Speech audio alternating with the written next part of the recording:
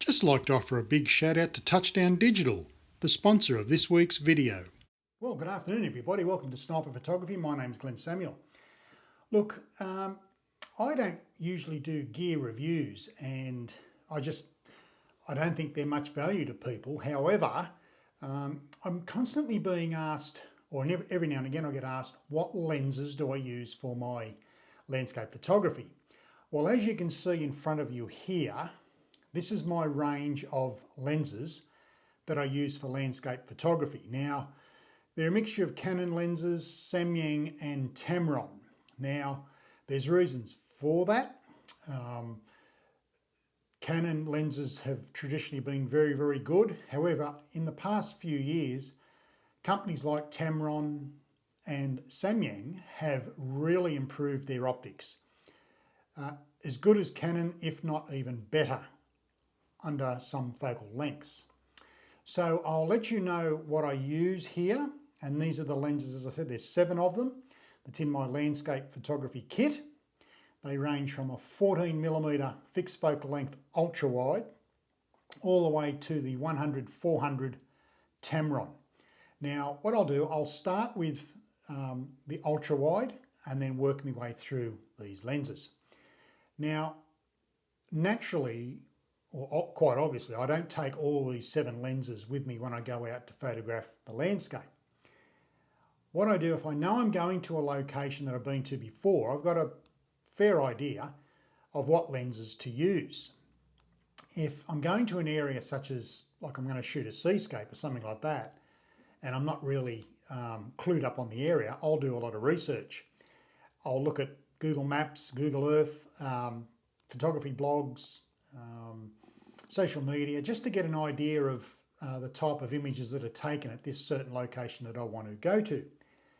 And by doing that and by pre-planning, I can work out what lenses I need, because there's nothing worse than going to a location you've never been to before and you either take all your kit with you and it weighs 20 kilos and you've got a 5-kilometre walk in and out, which is no good for anybody, or you take lenses that you shouldn't have taken, you should have taken something else. Like you might have needed an ultra wide angle, but you took your 70-200 instead, and you just can't get the images that you envisaged. So I don't take all these lenses out in one hit. Even when I travel overseas, I only take probably 4 lenses. But for local landscapes and seascapes, I don't take the whole kit with me. I only take probably 2 to 3 lenses, depending on what I want to shoot and where I'm going. So we'll start now. Samyang 14mm ultra wide lens. This is quite a heavy lens actually, but I must say that this lens is pin sharp. When I mean by pin sharp, it doesn't really suffer from a lot of the wide, ultra wide angle problems. I'm not necessarily worried about how sharp the lens is, because, you know, if you know what you're doing, you can get good sharp images without having to worry about your glass, but naturally good glass will help you. But this is the Samyang 14mm ultra wide. Now the front of it, it's a big bulbous front, as you can see. The only problem with this lens is the filters are huge and they're very expensive, which I do use. You need a special bracket filter holder, and the filters are I think they're 170 by 170 or 150 by 170, something like that. They're huge pieces of glass and they're expensive. But this lens is absolutely fantastic and it's great for astrophotography. In actual fact, this Samyang lens has a cult following amongst astrophotographers, but for straight landscapes, it's absolutely brilliant. You can highlight your foreground and really blow out that foreground with 14mm. It's wide, and on full frame, you're getting 14mm. So that's the Samyang 14mm ultra wide. The next one is another fixed focal length manual lens. The 14mm ultra wide's all manual as well. This is the 20mm Samyang 2.8 lens. Now, focal length a bit longer, of course, at 20mm. It is a manual lens, fixed focal length, really, really good. Once again, really sharp.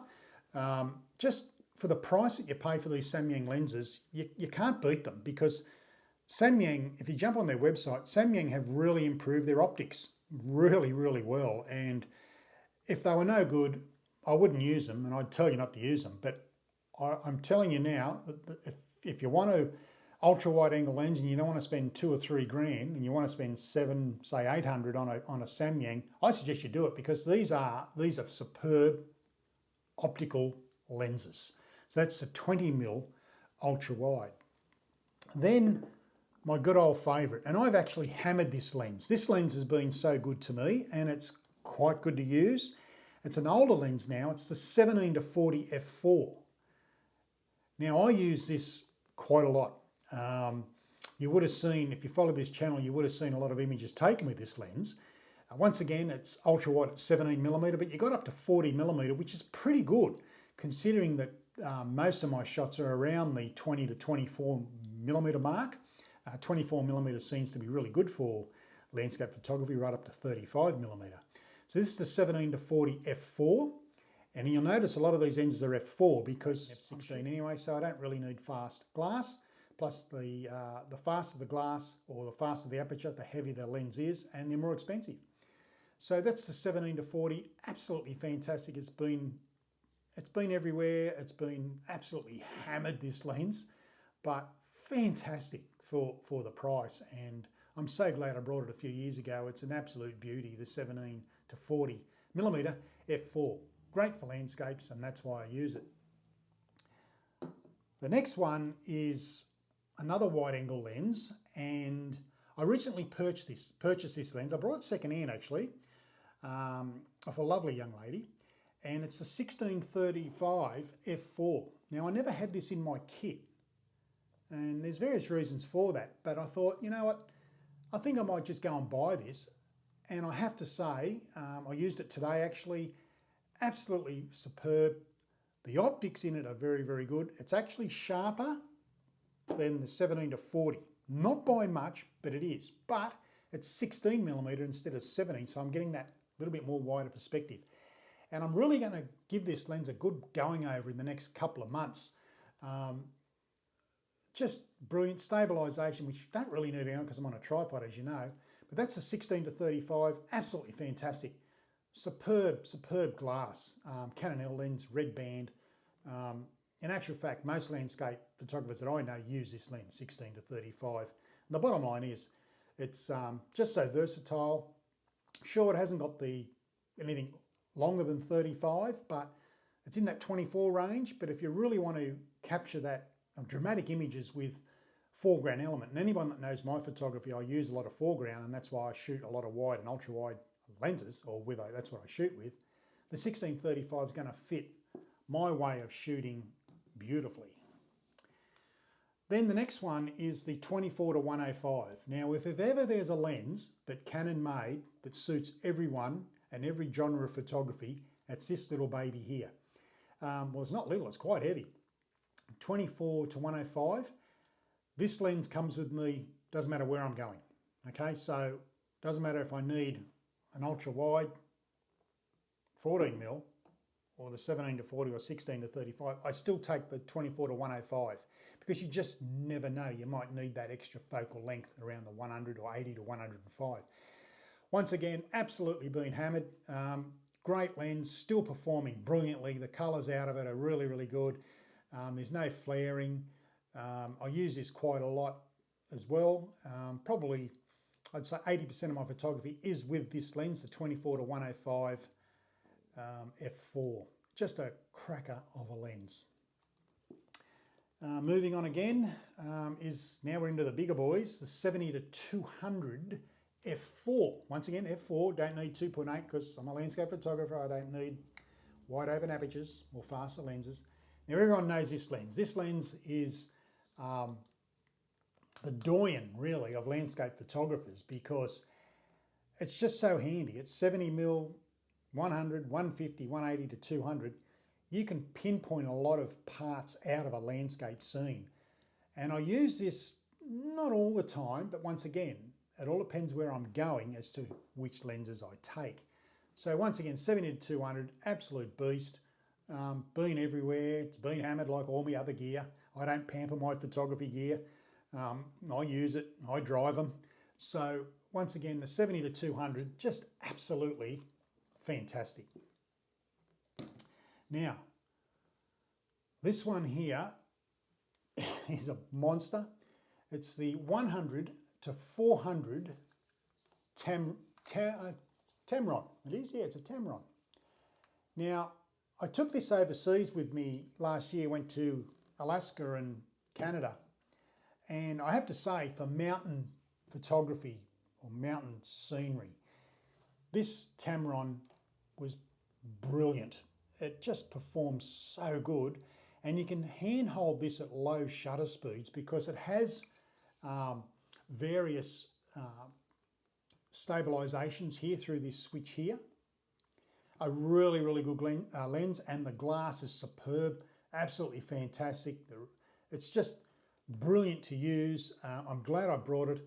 I used to own the 100-400 Canon, and I sold that to buy this. And the reason for that is because this is sharper.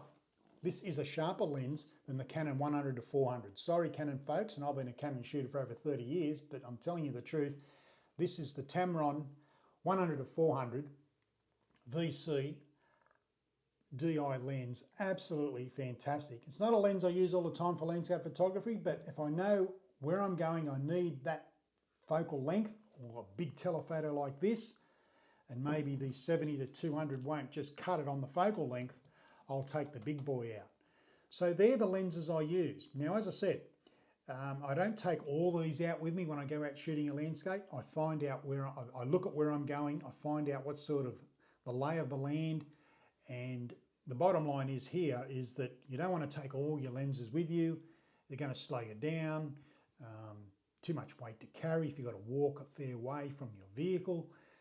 But I just take out the lenses that I need. Now, I will say that the 24-105 is the one that I use all the time, and probably now looking at the 16-35, that'll go with me, and maybe the fixed focal length lens manual.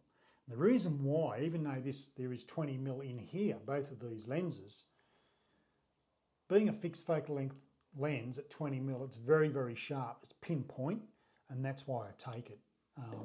So probably most of my landscape photography moving forward will be these three lenses, the 24-105, 16-35 and the 20mm. If I know where I'm going, if I know that there's elements there where I really want to capture the foreground element, I'll either take the 14mm ultra wide or probably still use the 16-35, or I might even use the 17-40. It all depends on what I'm photographing and where I'm going. So that's what I use. I just thought I'd show you there to answer all those questions. Hey Glenn, what lenses do you use? Can you tell us? Can you show us? Well, there you have it. My 7 lenses that I use for my landscape photography here at Sniper Photography. Now, I'd like to hear what you, I'd like to read what you think about this. Please put your comments and thoughts down below. So that's it for another episode of Sniper Photography. I'll be going out probably next day or so, and I'll give the 16-35 a really good working over. I've got a location in mind which I'll do another video on, and I know for a fact that there's good foreground element where I'm going. So that'll be up very, very shortly after this video. So thank you for watching Sniper Photography. If you're new here, please feel free to hit the subscribe button and click that bell next door to that so you don't miss any of my videos that I try and post on a weekly basis if I can.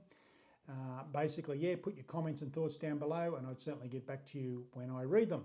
So until next time, my name's Glenn Selman. You've been watching Sniper Photography. As I always say, be nice to yourself, family and friends. But most of all, you keep shooting, keep smiling. Bye for now.